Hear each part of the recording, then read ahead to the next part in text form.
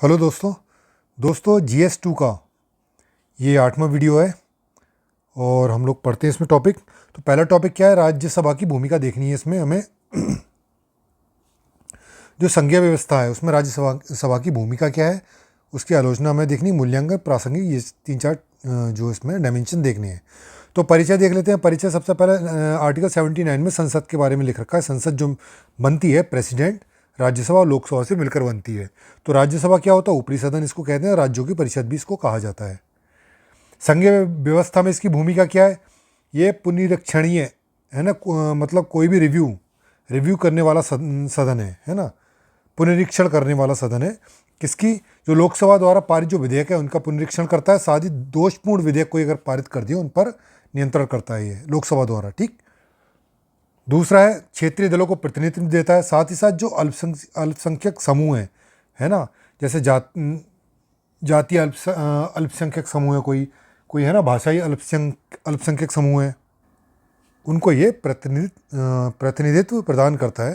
तो इस प्रकार क्षेत्रीय दल और अल्पसंख्यक समूहों को ये रिप्रेजेंटेशन देता है। सुरक्षा वॉल्व के रूप में इसका यूज़ होता है, खास करके केंद्र राज्यों के बीच में जब तनाव उत्पन्न होता है तो ये राज्यसभा क्या करती है, एक सेफ्टी वॉल्व इसके रूप में काम करती है। स्थायी सदन है, लोकसभा की विघटन की स्थिति में संसदीय कार्यों को पूरा करती है। नियंत्रण और संतुलन, कार्यपालिका की जो निरंकुशता उस पर नियंत्रण करती है और लोकसभा और राज्यसभा के बीच में एक संतुलन स्थापित करती है। विशेषा अधिकार इसको प्राप्त है जो कि कुछ संसद को प्राप्त नहीं, जैसे आर्टिकल 61, आर्टिकल 249 और आर्टिकल 312। इसमें क्या क्या प्रावधान आप लोग बताइए। इस प्रकार संघीय व्यवस्था को सुदृढ़ करने में राज्यसभा की भूमिका बहुत ज़्यादा है। लेकिन आलोचना भी है। इसकी आलोचना क्या है, एक तो राज्यों को इसमें असमान प्रतिनिधित्व है, रिप्रेजेंटेशन है, वो असमान है। ठीक है, जो कि संघीय आदर्शों के विरुद्ध है। यूएसए में बात करें तो हर स्टेट को 2 सीट दे रखी है, यानी हर स्टेट्स को समान प्रतिनिधित्व है। यूपी में देखा जाए 31 सीट्स हैं, वहीं नागालैंड में 1 है राज्यसभा की। ठीक है, कानून बनाने की जो आरोप लगता है, जो कानून बनाने की जो प्रक्रिया है उसमें विलम्ब कर देती है ना, तो इसको प्रगति चक्र में बाधक के रूप में भी इसकी राज्यसभा की आलोचना की जाती है। धन विधेयक के संबंध में इसकी बहुत सीमित शक्तियाँ हैं इसके पास। सत्तारूढ़ दल के पराजित जो सदस्य होते हैं उनको उनकी शरणास्थली, उनको शरण देने के लिए जो जो सत्तारूढ़ दल है उनके जो उम्मीदवार हैं, सदस्य हैं ना, वो अगर हार जाते हैं तो उनको शरण देने के लिए राज्यसभा में भेजा जाता है। अगर प्रोडक्टिविटी की बात करें राज्यसभा की, तो लगातार इसकी गिरावट देखी जा रही है। पीएसआर की रिपोर्ट के अनुसार 2005 से लेकर 2014 तक इसमें 76% प्रोडक्टिविटी आई थी इसकी, जबकि 2005 से लेकर 20 तक इसकी मात्र घटकर 61% रह गई। हाल के वर्षों में इसकी अनदेखी की जाने लगी राज्यसभा की। जैसे आधार बिल जो था, आधार बिल जब पास किया गया तो उसको सामान्य विधेयक की बजाय धन विधेयक के रूप में पास किया गया। ठीक है, तो इससे क्या हुआ, तो बहुत सारे ऐसे विधेयक जो पास किए जा रहे हैं जो राज्यसभा की अनदेखी कर रहे हैं। इस कारण राज्यसभा की जो प्रासंगिकता है उसको लेकर एक प्रश्न चिन्ह उठने लगा है। ठीक है, सुधार हेतु उपाय क्या है का जो विशेषज्ञ बताते हैं, इसमें जो राज्यसभा के जो मेंबर्स चुने हैं वो प्रत्यक्ष चुनाव के द्वारा चुने जाए। ठीक है, जैसे कि यूएसए में चुने जाते हैं। इक्वल रिप्रेजेंटेशन, सभी राज्यों को समान प्रतिनिधित्व दिया जाए। लोकसभा से पारित विधेयकों को समय सीमा के अंदर राज्यसभा द्वारा पारित किया जाए। विशेष नियुक्ति आयोग की स्थापना की जाए ताकि जो अल्पसंख्यक समूह हैं उनको रिप्रेजेंटेशन मिल सके।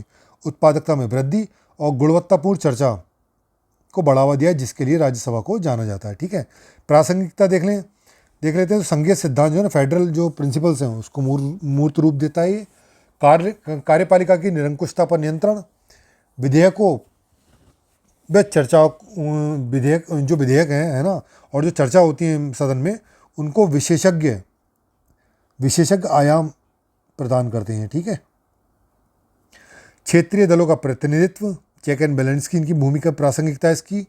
अल्पसंख्यक समूह को प्रतिनिधित्व देने की बात आती है तो राज्यसभा काफ़ी अच्छा रोल प्ले करती है। सहभागी पार्टिसिपेटिव डेमोक्रेसी है इसका प्रतीक है ये, सहभागी लोकतंत्र का। संसद को निरंतरता प्रदान करती है ना,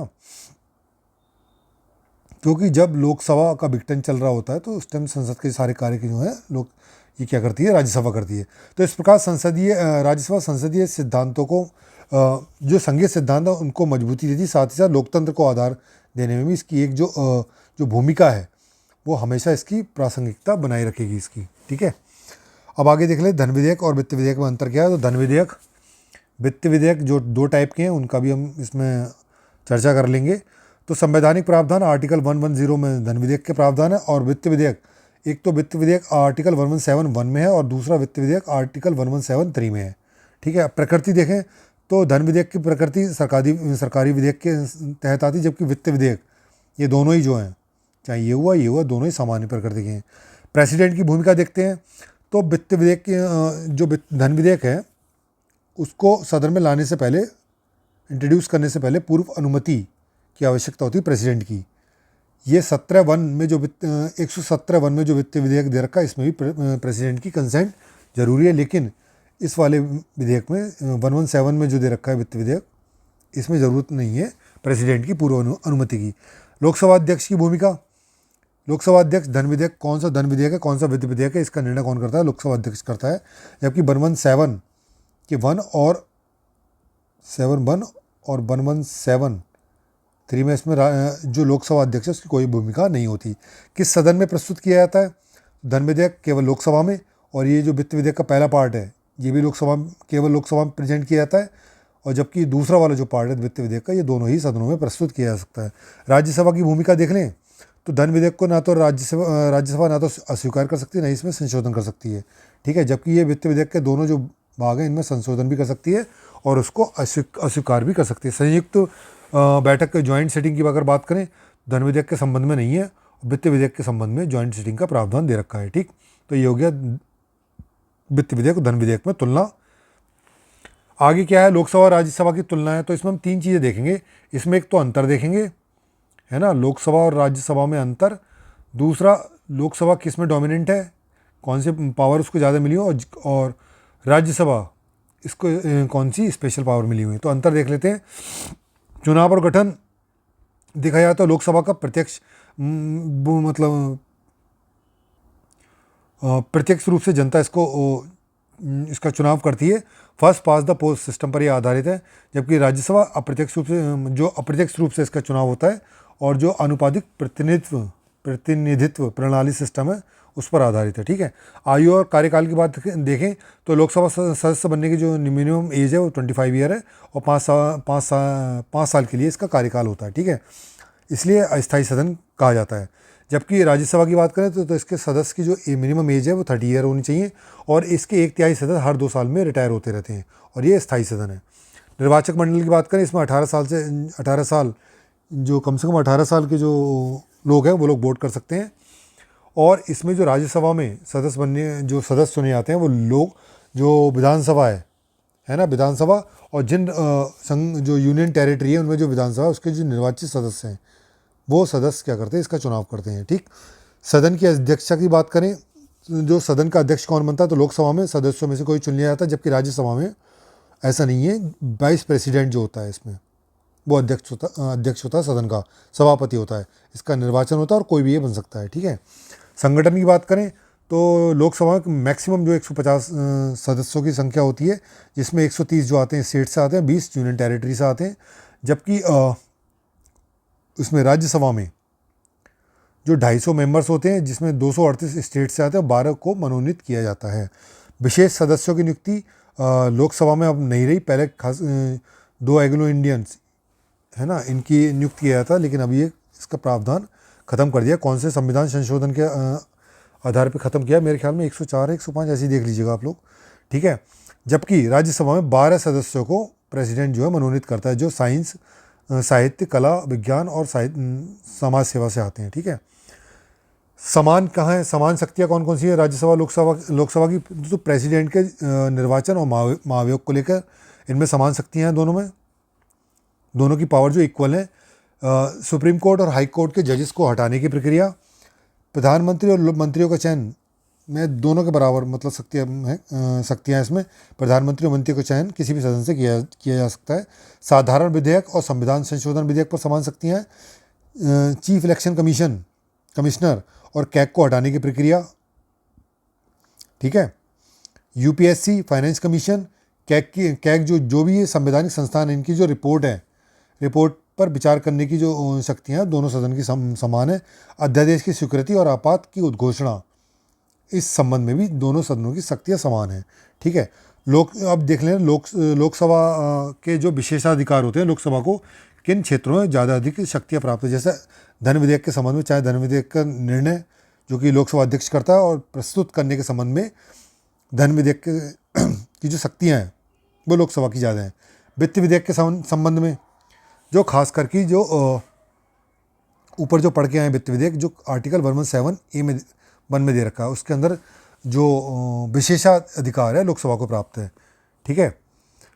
ज्वाइंट सेटिंग की अध्यक्षता लोकसभा का अध्यक्ष ही करता है। अनुदान मांग जो करी जाती है वो इसमें क्या होता है, राज्यसभा केवल चर्चा करती है, मतदान इस पर नहीं करती। मतदान कौन करता है, वो करता है लोकसभा। राष्ट्रीय आपात की उद्घोषणा, राष्ट्रीय आपात की जो समाप्ति का जो निर्णय केवल लोकसभा के द्वारा लिया जाता है। राष्ट्रीय आपात यानी आर्टिकल 352 के अंतर्गत जो घोषणा की जा चुकी है, तो उसकी समाप्ति का निर्णय कौन लेगा, लोकसभा लेगा। ठीक है। अविश्वास प्रस्ताव, नो कॉन्फिडेंस मोशन कहाँ लाया जाता है, लोकसभा में लिया जाता है। क्यों? क्योंकि मंत्रिपरिषदीय जो उत्तरदायित्व है लोकसभा के प्रति है। ठीक।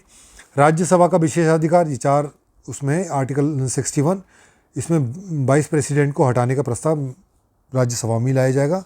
आर्टिकल 249, इसमें राज्य सूची का जो विषय है उस पर कानून बनाने का अधिकार देती है राज्यसभा लोकसभा को, विशेष परिस्थितियों में देती है, 1 साल के लिए देती है। ठीक है। आर्टिकल 312 जो नई संघीय सेवाएं हैं उनके गठन के लिए, ऑल इंडिया सर्विसेज की स्थापना के लिए ये प्रावधान करता है, जो कि राज्यसभा करती है। और आपात के समय खास करके जो तीनों प्रकार के जो आपात है उसमें क्या होता है, ये विशेष प्रावधान है। इसमें क्या होता है, मान लीजिए जिस टाइम प्रेसिडेंट ने आपातकाल की उद्घोषणा करी, चाहे वो राष्ट्रीय आपात हो, कैसा भी हो, ठीक है, और उस समय लोकसभा भंग चल रही है, तो राज्यसभा क्या करता है, उस आपातकाल का अनुमोदन करता है, तभी वो आपातकाल प्रभावी होता है। ठीक है। तो ये राज्यसभा के विशेषाधिकार हो गए। इस वीडियो में बस इतना ही। Thank you so much.